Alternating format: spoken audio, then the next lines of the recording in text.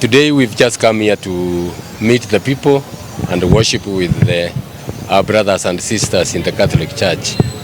Yesterday we were in Migori, where we met the brothers and sisters in the Seventh-day Church, so we are here today.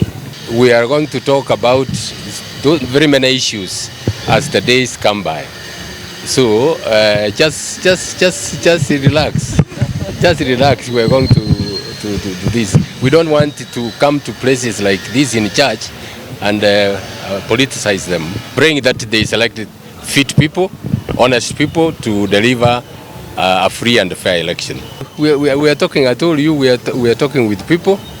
It is at the end of the day, you know, the choice is the people's choice. If you asked me, I will tell you. I mean, I'm the right one. The other one will also say it's the right one. At the end of the day, it is the people who will decide. Well, I mean, just relax. Wait. I mean, in due course, you will make up your mind yourself whether or not I'm a state project.